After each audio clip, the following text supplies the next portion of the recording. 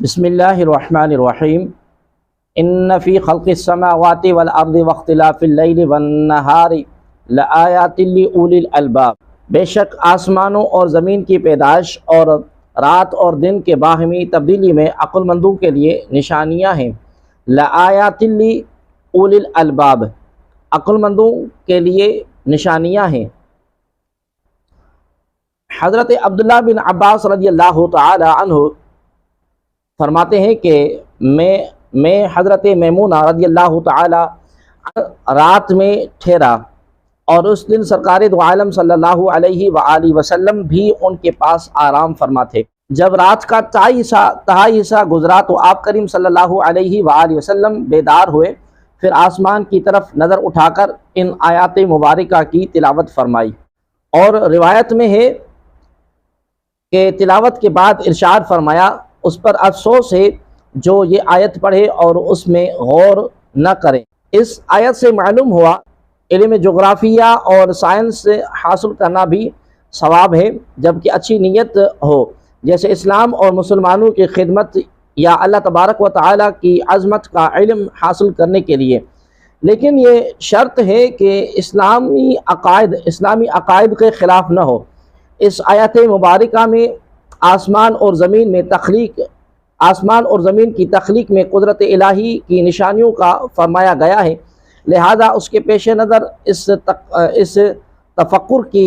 ایک جھلک آپ کے سامنے پیش کرتے ہیں کہ امام غزالی رحمۃ اللہ تعالی علیہ فرماتے ہیں، قدرت الہی کی چھٹی نشانی آسمانوں ستاروں کی مملکت اور ان کے عجائب میں ہے، کیونکہ جو کچھ زمین کے اندر اور روئے زمین پر ہے وہ سب کچھ اس کے مقابلے میں کم ہے۔ آسمان اور ستاروں کے عجائب میں تفکر کرنے کے لیے قرآن پاک میں تنبیہ فرمائی گئی ہے۔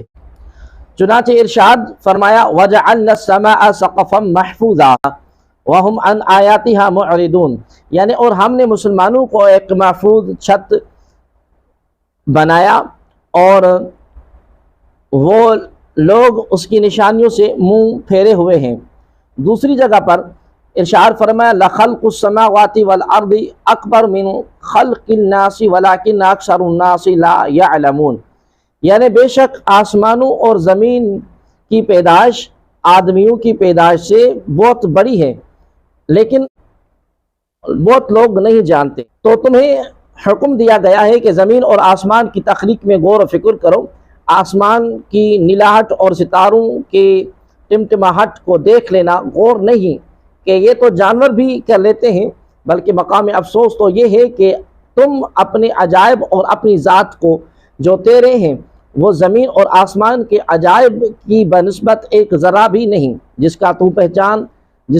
تو پہچان سکتا تو پھر زمین اور آسمان کے عجائب کو کیسے پہچان سکے گا؟ تجھے بتدریج معرفت کے درجات پر ترقی کرنی چاہیے۔ تجھے پہلے اپنی ذات کو پہچاننا چاہیے، پھر زمین اور اس کی تمام اشیاء کا عرفان حاصل کرنا چاہیے، بادل وغیرہ کے عجائب کی پہچان کرنی چاہیے، پھر آسمان اور ستاروں کی معرفت حاصل کرنی چاہیے، پھر کرسی اور عرش کو پہچاننا چاہیے، پھر عالم اجسام سے نکل کر عالم ارواح کی سیر کرنی چاہیے، پھر فرشتوں، جنوں اور شیطانوں کو جاننا چاہیے، پھر فرشتوں کے درجات اور مقامات کا عرفان حاصل کرنا چاہیے، آسمانوں اور ستاروں کی گردش، ان کی حرکت،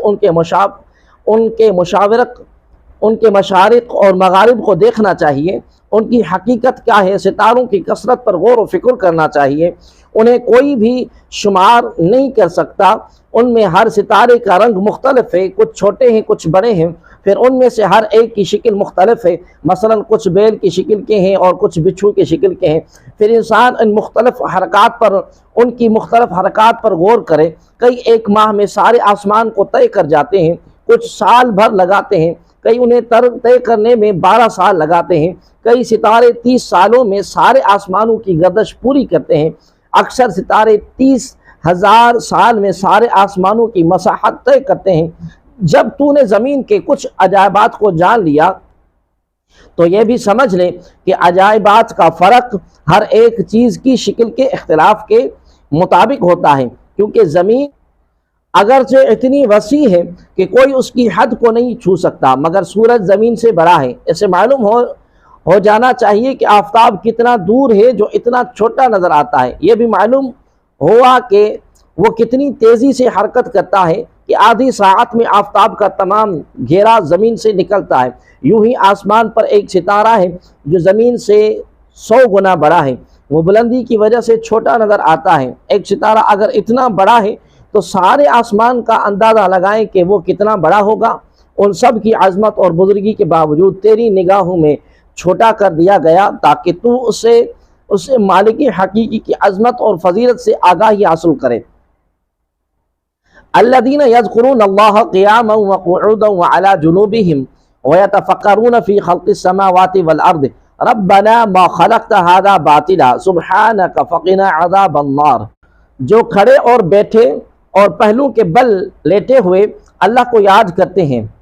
اور آسمانوں اور زمین کی پیدائش میں غور کرتے ہیں، اور اے ہمارے رب تو نے یہ سب بیکار نہیں بنایا، تو پاک ہے، تو ہمیں دوزخ کے عذاب سے بچا لے۔ الذین یذکرون اللہ، وہ جو اللہ کو یاد کرتے ہیں۔ یہاں عقل مند لوگوں کا بیان ہے کہ وہ ہیں کون اور ان کے چند اہم کام بیان فرمائے گئے۔ نمبر 1، عقل مند لوگ کھڑے بیٹھے اور بستروں پر لیٹے ہر حال میں اللہ تبارک و تعالیٰ کا ذکر کرتے ہیں۔ مولا کریم کی یاد ہر وقت ان کے دلوں پر چھائی رہتی ہے۔ عقل مند لوگوں کا کائنات میں غور و فکر کرتے ہیں، آسمانوں اور زمین کی پیدائش اور کائنات کے دیگر عجائبات میں غور کرتے ہیں، اور ان کا مقصد اللہ تبارک و تعالیٰ کی عظمت اور قدرت کا زیادہ سے زیادہ علم حاصل کرنا ہے۔ نمبر 3، کائنات میں غور و فکر کے بعد اللہ تبارک و تعالیٰ کی عظمت ان پر آشکار ہوتی ہے، اور ان کے دل اللہ تبارک و تعالیٰ کے سامنے جھک جاتے ہیں، اور ان کی زبانیں اللہ تبارک و تعالیٰ کی عظمت کے ترانے پڑھتی ہیں۔ نمبر 4، اللہ تبارک و تعالیٰ کی بارگاہ میں دوزخ کے عذاب سے پناہ مانگتے ہیں۔ ناظرین محترم، مذکورہ بالا تمام چیزیں کامل ایمان لوگوں کے اوصاف ہیں، ان کو حاصل کرنے کی کوشش کرنی چاہیے۔ ہمارے اسلاف اللہ تبارک و تعالیٰ کی یاد میں بہت رغبت رکھتے تھے، چنانچہ حضرت سری سکتی رحمۃ اللہ تعالیٰ علیہ فرماتے ہیں کہ میں نے حضرت جرجانی رحمۃ اللہ تعالیٰ علیہ کے پاس ستو دیکھے جس سے وہ بھوک مٹا لیتے تھے۔ میں نے کہا کہ آپ کھانا اور دوسری اشیاء کیوں نہیں کھاتے؟ آپ رحمۃ اللہ تعالیٰ نے فرمایا کہ میں نے چبانے اور یہ ستو کھا کر گزارا کرنے میں 90 تسبیحات کا فرق پایا ہے، لہذا 40 سال سے میں نے روٹی نہیں چبائی تاکہ ان تسبیحات کا وقت ضائع نہ ہو۔ حضرت جنید بغدادی رحمۃ اللہ تعالیٰ علیہ کا معمول یہ تھا کہ آپ بازار جاتے اور اپنی دکان کھول کر اس کے آگے پردہ ڈال دیتے اور 400 رکعت نفل ادا کر کے دکان بند کر کے گھر واپس آ جاتے۔ ناظرین محترم، جس طرح کسی کی عظمت، قدرت، حکمت اور علم کی معرفت حاصل کرنے کا ایک اہم ذریعہ اس کی بنائی ہوئی چیز ہوتی ہے کہ اس میں غور و فکر کرنے سے یہ سب چیزیں آشکار ہو جاتی ہیں، اسی طرح اللہ تبارک و تعالیٰ کی عظمت، قدرت، حکمت، وحدانیت اور اس کے علم کی پہچان حاصل کرنے کا بہت بڑا ذریعہ اس کی پیدا کی ہوئی یہ کائنات ہے۔ اس میں موجود تمام چیزیں اپنے خالق کی وحدانیت پر دلالت کرنے والی اور اس کے جلال اور کبریائی کے مظہر ہیں۔ ان میں تفکر اور تدبر کرنے سے خالق کائنات کی معرفت حاصل ہوتی ہے۔ یہی وجہ ہے کہ قرآن مجید میں بکثرت مقامات پر کائنات میں موجود مختلف چیزوں جیسے انسانوں کی تخلیق، زمین اور آسمان کی بناوٹ، زمین کی پیداوار، ہوا اور بارش، سمندر میں کشتیوں کی روانی، زبانوں اور رنگوں کا اختلاف وغیرہ بے شمار اشیاء میں غور و فکر کرنے کی دعوت اور ترغیب دی گئی ہے تاکہ انسان ان میں غور و فکر کے ذریعے اپنے حقیقی رب کو پہچانے، صرف اسی کی عبادت بجا لائے اور اس کے تمام احکام پر عمل کریں۔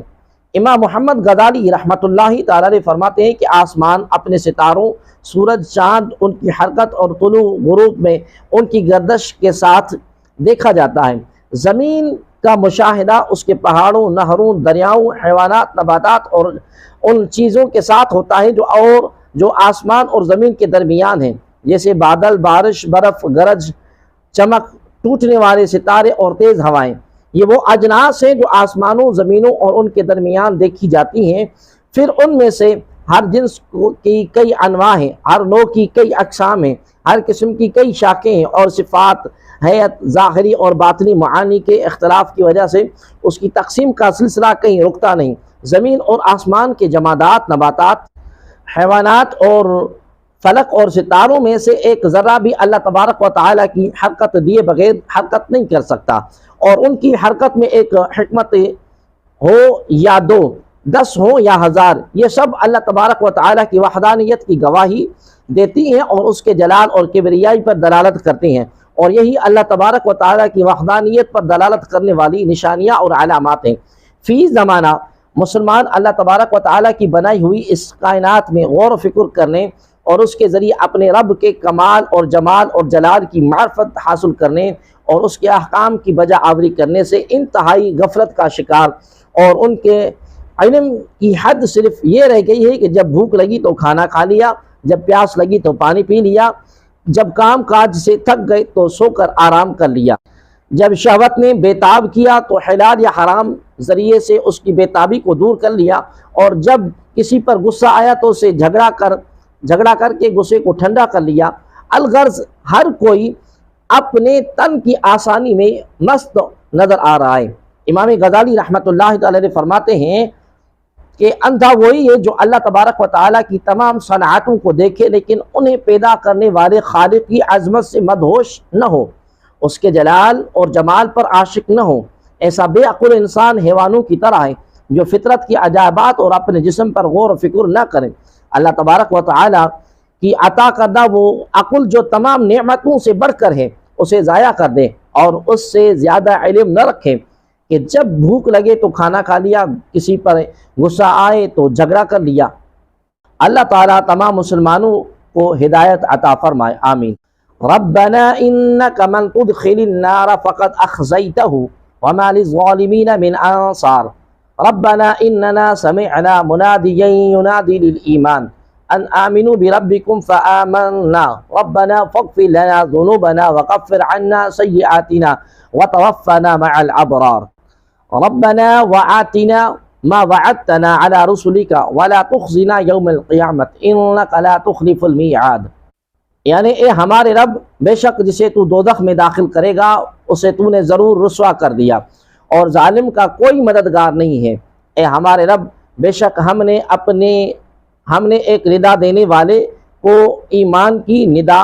یوں دیتے ہوئے سنا کہ اپنے رب پر ایمان لاؤ، تو ہم لے آئے، پس اے ہمارے رب تو ہمارے گناہ بخش دے اور ہم سے ہماری برائیاں مٹا دے،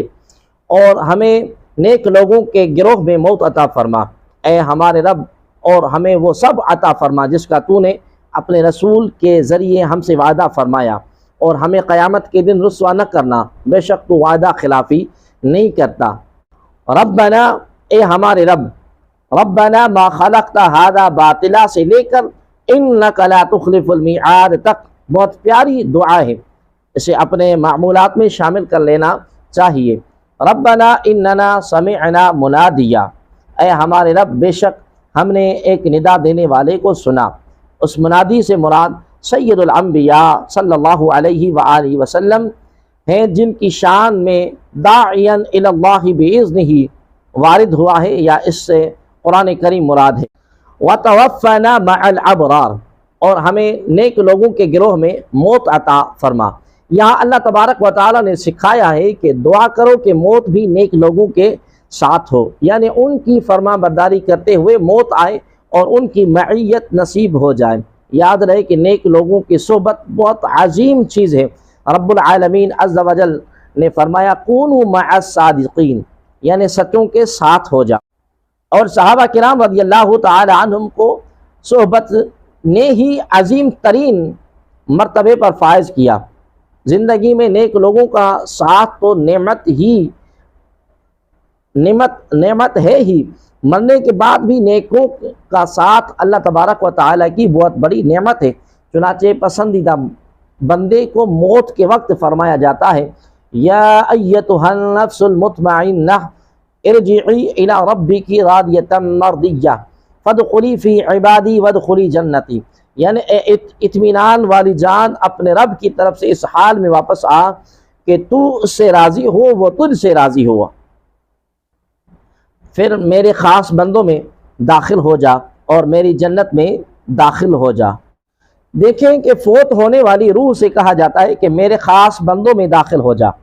لہذا ہر مسلمان کو چاہیے کہ وہ اپنی زندگی میں نیک لوگوں کے ساتھ رہے اور انہی کے گروہ میں موت ملنے کی دعا کرے، تاکہ ان کے صدقے جنت کے اعلیٰ ترین نعمتوں سے فیضیاب ہو، اور موت کے بعد نیک لوگوں کے قرب میں دفن ہونے کی وصیت کرے۔ حضرت سیدنا ابو ہریرہ رضی اللہ تعالی عنہ سے روایت ہے کہ سرکار دو عالم نور مجسم صلی اللہ علیہ وآلہ وسلم نے ارشاد فرمایا، اپنے مردوں کو نیک لوگوں کے درمیان دفن کرو، کیونکہ میت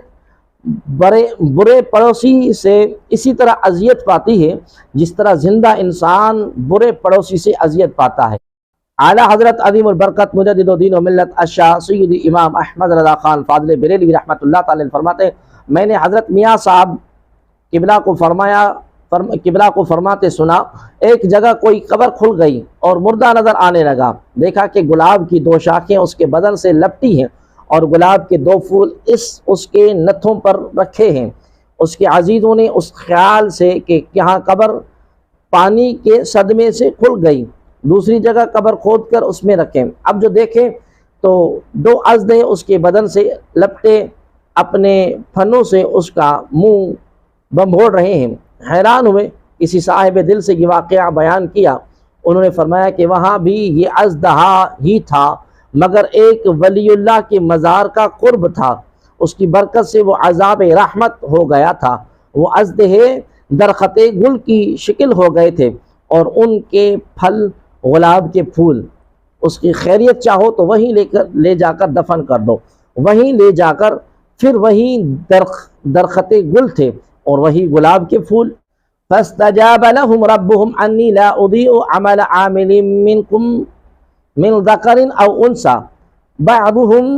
من بعض فالذین هاجروا واخرجوا من دیارهم واوذوا في سبیلی وقاتلوا وقتلوا لأکفرن عنهم سیئاتهم ولأدخلنهم جنات تجری من تحتها الانہار ثوابا من عند اللہ واللہ عنده حسن الثواب۔ تو ان کے رب نے ان کی دعا قبول فرمائی کہ میں تم میں سے عمل کرنے والوں کے عمل کو ضائع نہیں کروں گا، وہ مرد ہو یا عورت، تم آپس میں ایک ہی ہو۔ پس جنہوں نے ہجرت کی اور اپنے گھروں سے نکالے گئے اور میری راہ میں انہیں ستایا گیا اور انہوں نے جہاد کیا اور قتل کر دیے گئے، تو میں ضرور ان کے سب گناہ ان سے مٹا دوں گا اور ضرور انہیں ایسے باغات میں داخل کروں گا جن کے نیچے نہریں جاری ہیں۔ یہ اللہ تبارک و تعالیٰ کی بارگاہ سے اجر ہے اور اللہ ہی کے پاس اچھا ثواب ہے۔ فاستجاب لهم ربهم، تو ان کے رب نے ان کی دعا قبول فرمائی۔ ارشاد فرمایا کہ اللہ تبارک و تعالیٰ نے ان کی دعا قبول فرما لی اور انہیں وہ عطا کر دیا جو انہوں نے مانگا، اور ان سے فرمایا کہ اے ایمان والو، میں تم میں سے کسی مرد یا عورت کے عمل کو ضائع نہیں کروں گا بلکہ اس عمل کا ثواب عطا فرماؤں گا۔ یہاں فرمایا گیا کہ اللہ تبارک و تعالی نے ان کی دعا قبول فرما لی۔ اس کے بارگاہ میں علماء کرام نے فرمایا کہ یہاں دعا میں 5 بار ربنا آیا ہے اور اس کے بعد دعا کی قبولیت کی بات ہو رہی ہے، تو اگر دعا میں 5 مرتبہ یا ربنا کہہ دیا جائے تو قبولیت دعا کی امید ہے۔ بعضکم من بعض، تم آپس میں ایک ہی ہو، اس کا ایک معنی یہ ہے کہ تم سب حضرت آدم علیہ السلام اور حضرت حوا رضی اللہ تعالی عنہ کی اولاد ہو۔ دوسرا معنی یہ ہے کہ اطاعت پر ثواب ملنے اور نافرمانی پر سزا ملنے میں تم سب ایک ہی ہو۔ قال الذین ہاجروا، پس جنہوں نے ہجرت کی، ارشاد فرمایا وہ لوگ جنہوں نے میرے حبیب صلی اللہ علیہ وآلہ وسلم کی خدمت کے لیے اپنے وطنوں سے ہجرت کی اور مشرکوں کی طرف سے پہنچنے والے اذیتوں کے سبب اپنے ان گھروں سے نکلنے پر مجبور ہو گئے جہاں وہ پلے بڑھے تھے، اور مجھ پر ایمان لانے اور میری وحدانیت کا اقرار کرنے کی وجہ سے انہیں مشرکوں کی طرف سے ستایا گیا اور انہوں نے میری راہ میں کافروں کے ساتھ جہاد کیا اور شہید کر دیے گئے، تو میں ضرور ان کے سب گناہ ان سے مٹا دوں گا اور ضرور انہیں ایسے باغات میں داخل کروں گا جن کے نیچے نہریں جاری ہیں۔ یہ اللہ تبارک و تعالیٰ کی بارگاہ سے ان کے لیے اجر ہے اور اللہ تبارک و تعالیٰ کے پاس اچھا ثواب ہے۔ اس آیت میں ہجرت اور جہاد کے ثواب کا بیان ہوا۔ اس مناسبت سے ہم یہاں ہجرت اور جہاد سے متعلق احادیث ذکر کرتے ہیں۔ چنانچہ حضرت عمر فاروق رضی اللہ تعالی عنہ سے روایت ہے کہ تاجدار رسالت صلی اللہ علیہ وآلہ وسلم نے ارشاد فرمایا، اعمال کا دار و مدار نیتوں پر ہے، اور ہر شخص کے لیے وہی ہے جس کی اس نے نیت کی۔ تو جس کی ہجرت اللہ تبارک و تعالی اور اس کے رسول صلی اللہ علیہ وسلم کی طرف ہو تو اس کی ہجرت اللہ تبارک و تعالی اور رسول کریم صلی اللہ علیہ وسلم کی طرف ہی ہے، اور جس کی ہجرت دنیا حاصل کرنے یا کسی عورت سے نکاح کرنے کے لیے ہو تو اس چیز کی طرف ہے جس کی جانب اس نے ہجرت کی۔ حضرت ابو ہریرہ رضی اللہ تعالی عنہ سے روایت ہے کہ نبی اکرم صلی اللہ علیہ وآلہ وسلم نے ارشاد فرمایا، جسے راہ خدا میں کوئی زخم آئے تو وہ قیامت کے دن اس طرح آئے گا کہ اس کے زخم سے سرخ رنگ کا خون بہہ رہا ہوگا اور اس کی خوشبو مشک جیسی ہوگی۔ حضرت شداد رضی اللہ تعالی عنہ فرماتے ہیں کہ ایک اعرابی حضور عالم صلی اللہ علیہ وآلہ وسلم کی خدمت میں حاضر ہوا۔ آپ کریم صلی اللہ علیہ وآلہ وسلم پر ایمان لایا اور آپ کریم صلی اللہ علیہ وآلہ وسلم کے سامنے سر تسلیم خم کیا، پھر عرض کی کہ میں ہجرت کر کے آپ کریم صلی اللہ علیہ وآلہ وسلم کے ساتھ رہنا چاہتا ہوں۔ نبی کریم صلی اللہ علیہ وآلہ وسلم نے اسے ہجرت کی اجازت عطا فرمائی اور اپنے بعض صحابہ کرام رضی اللہ تعالی عنہم کو اس کے رہن سہن وغیرہ کا انتظام کرنے کے بارے میں کچھ حکم فرمایا۔ جب ایک غزوہ میں نبی اکرم صلی اللہ علیہ وآلہ وسلم کو چند قیدی بطور غنیمت حاصل ہوئے تو آپ کریم صلی اللہ علیہ وآلہ وسلم نے ان قیدیوں کو تقسیم فرما دیا اور اس اعرابی کا حصہ نکال کر صحابہ کرام رضی اللہ تعالی عنہم کے سپرد کر دیا۔ صحابی رضی اللہ تعالی عنہ ان کے پیچھے پہرا دیا کرتے تھے تاکہ دشمن اچانک حملہ نہ کریں۔ جب وہ پہرے کی جگہ سے آیا تو صحابہ کرام رضی اللہ تعالی عنہم نے اس کا حصہ اسے دیا۔ اس نے عرض کی کہ یہ کیا ہے؟ صحابہ کرام رضی اللہ تعالی عنہم نے فرمایا، یہ تمہارا حصہ ہے جو نبی اکرم صلی اللہ علیہ وآلہ وسلم نے عطا فرمایا ہے۔ وہ اعرابی اپنے حصے کو لے کر رسول اللہ صلی اللہ علیہ وسلم کی بارگاہ میں حاضر ہوا اور عرض کی، یا رسول اللہ صلی اللہ علیہ وسلم یہ کیا ہے؟ آپ کریم صلی اللہ علیہ وسلم نے ارشاد فرمایا، میں نے یہ تمہارا حصہ نکالا ہے۔ اس نے عرض کی، یا رسول اللہ صلی اللہ علیہ وسلم میں نے مال کے حصول کے لیے آپ کریم صلی اللہ علیہ وآلہ وسلم کی پیروی نہیں کی، بلکہ میں نے تو اس لیے آپ کریم صلی اللہ علیہ وسلم کی پیروی کی ہے تاکہ مجھے یہاں پر تیر لگے اور میں شہید ہو کر جنت میں داخل ہو جاؤں۔ حضور پر نور صلی اللہ علیہ وآلہ وسلم ارشاد فرمایا، اگر تم اپنی بات میں مخلص ہو اور سچے ہو تو اللہ تبارک و تعالی تمہاری یہ خواہش ضرور پوری فرمائے گا۔ اس کے بعد لوگ کچھ دیر کے لیے ٹھہرے رہے، پھر دشمن کے ساتھ جہاد کے لیے اٹھے تو جہاد کے دوران کچھ آدمی اس اعرابی کو اس حال میں سید المرسلین صلی اللہ علیہ وسلم کی بارگاہ میں لائے، کہا اسے وہیں تیر لگا ہوا تھا جہاں تیر لگنے کا اس نے اشارہ کیا تھا۔ حضور پر نور صلی اللہ علیہ وآلہ وسلم نے ارشاد فرمایا، کیا یہ وہی شخص ہے؟ عرض کیا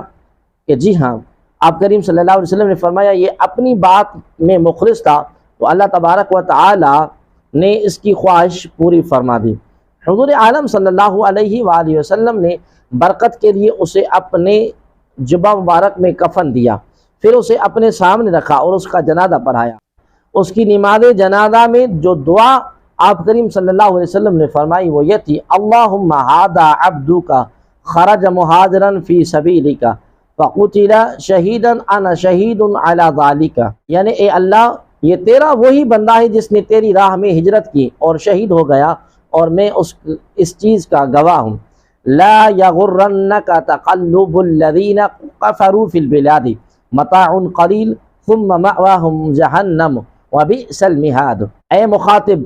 کافروں کا شہروں میں چلنا پھرنا ہرگز تجھے دھوکہ نہ دے، یہ تو زندگی گزارنے کا تھوڑا سامان ہے، پھر ان کا ٹھکانہ جہنم ہوگا اور وہ کیا ہی برا ٹھکانہ ہے۔ لا یغرنک، تجھے ہرگز دھوکہ نہ دے۔ شان نزول، مسلمانوں کی ایک جماعت نے کہا کہ کفار و مشرکین اللہ تبارک و تعالیٰ کے دشمن ہیں، لیکن یہ تو عیش اور آرام میں ہیں اور ہم تنگی اور مشقت میں مبتلا ہیں۔ اس پر یہ آیت کریمہ نازل ہوئی اور انہیں بتایا گیا کہ کفار کا یہ عیش اور آرام دنیوی زندگی کا تھوڑا سا سامان ہے، جبکہ ان کا انجام بہت برا ہے۔ اس کو یوں سمجھیں کہ کسی کو کہا جائے کہ بھائی آپ 10 منٹ دھوپ میں کھڑے ہو جائیں، اس کے بعد اسے ہمیشہ کے لیے ایئر کنڈیشن بنگلہ دے دیا جائے گا، اور دوسرے شخص کو 10 منٹ سائے اور درخت کے نیچے بٹھانے کے بعد ہمیشہ کے لیے تپتے ہوئے صحرا میں رکھا جائے، تو دونوں میں فائدہ میں کون رہا؟ یقیناً پہلے والا۔ مسلمان کی حالت پہلے شخص کی طرح بلکہ اس سے بھی بہتر ہے، اور کافروں کی حالت دوسرے شخص سے بھی بدتر ہے۔ لیکن الذین اتقوا ربهم لهم جنات تجری من تحتها الانہار خالدین فیہا نزلا من عند اللہ وما عند اللہ خیر للابرار۔ لیکن وہ لوگ جو اپنے رب سے ڈرتے ہیں ان کے لیے جنتیں ہیں جن کے نیچے نہریں بہہ رہی ہیں، ہمیشہ ان میں رہیں گے۔ یہ اللہ کی طرف سے مہمان نوازی کا سامان ہے، جو اللہ کے پاس ہے وہ نیکیوں کے لیے بہترین چیز ہے۔ لہم جنات، ان کے لیے جنتیں ہیں۔ کافروں کی دنیاوی عارضی اور فانی راحت اور آرام کے ذکر کے بعد مسلمانوں کے آخرت کے دائمی ابدی راحت اور آرام یعنی جنت کامیابی کا بیان ہو رہا ہے۔ صحیح بخاری اور صحیح مسلم کی حدیث میں ہے کہ حضرت سیدنا عمر فاروق رضی اللہ تعالی عنہ نبی اکرم صلی اللہ علیہ وآلہ وسلم کے در رحمت میں حاضر ہوا، تو انہوں نے کہا کہ سلطان کونین صلی اللہ علیہ وسلم ایک بوریے پر آپ آرام فرما رہے ہیں، سر اقدس کے نیچے چمڑے کا تکیہ ہے جس میں ناریل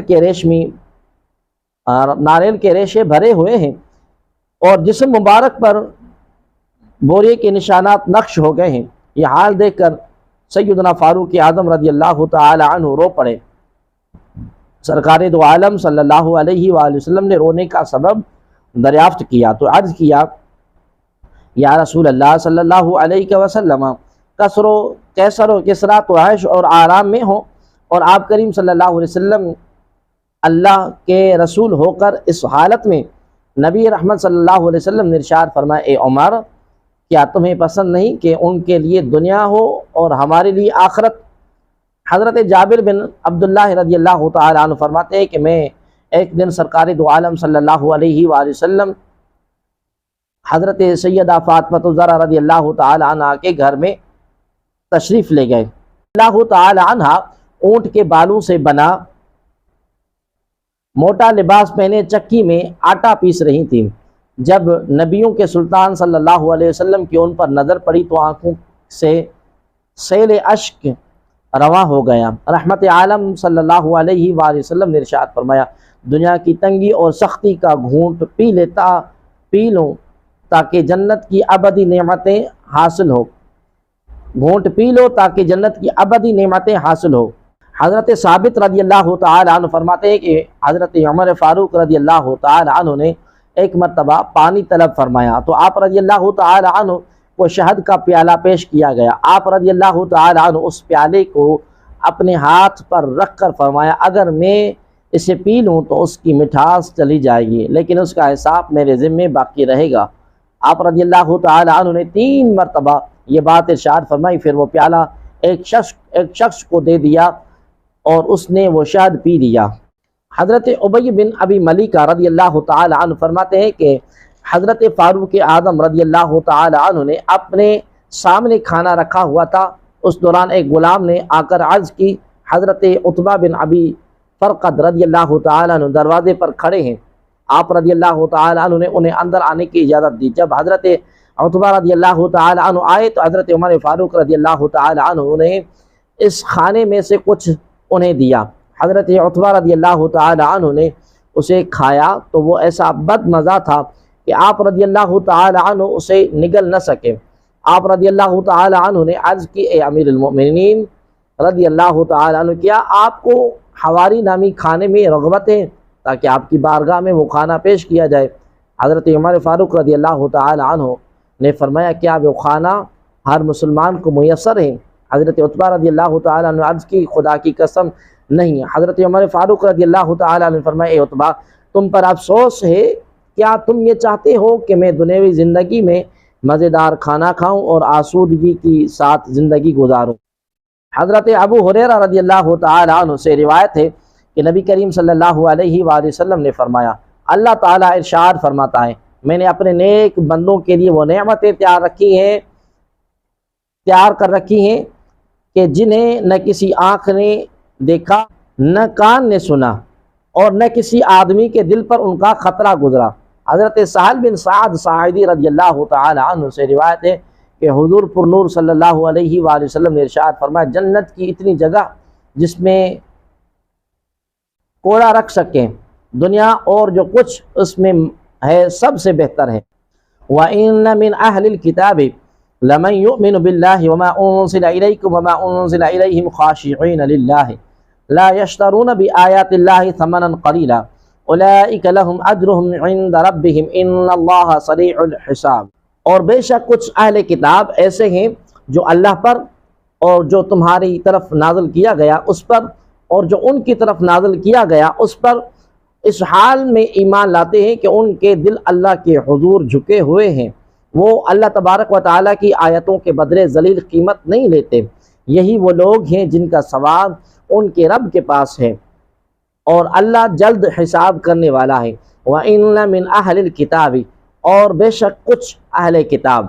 حضرت عبداللہ بن عباس رضی اللہ تعالی عنہما نے فرمایا کہ یہ آیت حبشہ کے بادشاہ نجاشی کے بارے میں نازل ہوئی۔ ان کی وفات کے دن سرکار مدینہ صلی اللہ علیہ وسلم نے اپنے اصحاب رضی اللہ تعالی عنہم سے فرمایا، چلو اور اپنے بھائی کی نماز جنازہ پڑھو جس نے دوسرے ملک میں وفات پائی ہے۔ چنانچہ نبی اکرم صلی اللہ علیہ وآلہ وسلم بقیع تشریف لے گئے اور حبشہ کی سرزمین آپ کریم صلی اللہ علیہ وسلم کے سامنے کی گئی اور حضرت نجاشی رضی اللہ تعالی عنہ کا جنازہ سامنے ہو گیا۔ اس پر آپ کریم صلی اللہ علیہ وسلم نے 4 تکبیروں کے ساتھ نماز جنازہ پڑھی اور اس کے لیے استغفار فرمایا۔ سبحان اللہ، کیا منظر ہے اور کیا شان ہے کہ سرزمین حبشہ مدینہ منورہ میں سامنے پیش کر دی گئی۔ منافقین نے اس پر اعتراض کیا اور کہا کہ دیکھو حبشہ کے نصرانی پر نماز پڑھتے ہیں جس کو آپ کریم صلی اللہ علیہ وسلم نے کبھی دیکھا بھی نہیں اور وہ آپ کریم صلی اللہ علیہ وسلم کے دین پر بھی نہ تھا۔ اس پر اللہ تبارک و تعالی نے یہ آیت کریمہ نازل فرمائی اور ان کی شان میں فرمایا گیا کہ منافق جن کو عیسائی کہہ رہے ہیں حقیقت میں وہ مسلمان ہیں، کیونکہ کچھ اہل کتاب ہیں جو اللہ تبارک و تعالی پر اور پچھلی کتابوں پر ایمان رکھتے ہیں اور اس کے ساتھ حضور سید المرسلین صلی اللہ علیہ وآلہ وسلم پر نازل ہونے والے قرآن پر ایمان رکھتے ہیں، اور ان کی حالت یہ ہے کہ ان کے دل عاجزی اور انکساری اور تواضع اور اخلاص کے ساتھ اللہ تبارک و تعالیٰ کے حضور جھکے ہوئے ہیں، اور یہودی سرداروں کی طرح وہ اللہ تبارک و تعالیٰ کی آیتیں بیچ کر ذلیل قیمت نہیں لیتے بلکہ سچے دل سے ایمان رکھتے ہیں، تو ان لوگوں کے لیے اللہ تبارک و تعالیٰ کی بارگاہ میں اجر اور ثواب کا خزانہ ہے۔ یا ایھا الذین آمنوا اصبروا وصابروا ورابطوا واتقوا اللہ لعلکم تفلحون۔ اے ایمان والو، صبر کرو اور صبر میں دشمنوں سے آگے رہو اور اسلامی سرحد کی نگہبانی کرو اور اللہ تبارک و تعالی سے ڈرتے رہو اس امید پر کہ تم کامیاب ہو جاؤ۔ اصبروا وصابروا، صبر کرو اور صبر میں دشمنوں سے آگے رہو۔ صبر کا معنی ہے نفس کو اس چیز سے روکنا جو شریعت اور عقل کے تقاضوں کے مطابق نہ ہو، اور مصابرہ کا معنی ہے دوسروں کی ایذا رسائیوں پر صبر کرنا۔ صبر کے تحت اس کے تمام اقسام داخل ہیں، جیسے توحید، عدل، نبوت اور حشر نشر کی معرفت حاصل کرنے میں نظر اور استدلال کی مشقت برداشت کرنے پر صبر کرنا، واجبات اور مستحبات کی ادائیگی کی مشقت پر صبر کرنا، ممنوعات سے بچنے کی مشقت پر صبر کرنا، دنیا کی مصیبتوں اور آفتوں جیسے بیماری، محتاجی، قحط اور خوف وغیرہ پر صبر کرنا، اور مصابرہ میں گھر والوں، پڑوسیوں اور رشتہ داروں کی بد اخلاقی برداشت کرنا، برا سلوک کرنے والوں سے بدلہ نہ لینا داخل ہے۔ اسی طرح نیکی کا حکم دینا، برائی سے منع کرنا اور کفار کے ساتھ جہاد کرنا بھی مصابرہ میں داخل ہے۔ ورابطوا، اور اسلامی سرحد کی نگہبانی کرو۔ اس کے 2 معنی ہو سکتے ہیں، ایک سرحد پر اپنے جسموں اور گھوڑوں کو کفار سے جہاد کے لیے تیار رکھو، دوسرا اللہ تبارک و تعالیٰ کی اطاعت پر کمر بستہ رہو۔ اسلامی ملک کی سرحد کی حفاظت کے لیے وہاں رکنے کی بہت فضیلت ہے، چنانچہ حضرت سہل بن سعد ساعدی رضی اللہ تعالی عنہ سے روایت ہے کہ سرکار دو عالم نور مجسم صلی اللہ علیہ وآلہ وسلم نے ارشاد فرمایا کہ راہ خدا میں ایک دن سرحد کی نگہبانی کرنا دنیا و ما فیہا سے بہتر ہے۔ حضرت سلمان رضی اللہ تعالی عنہ سے روایت ہے کہ تاجدار رسالت صلی اللہ علیہ وسلم نے ارشاد فرمایا ایک دن اور ایک رات سرحد کی حفاظت کرنا ایک مہینے کے روزوں اور قیام سے بہتر ہے۔ حفاظت کرنے والا اگر مر گیا تو اس کے اس عمل کا اجر جاری رہے گا اور وہ فتنہ قبر سے محفوظ رہے گا۔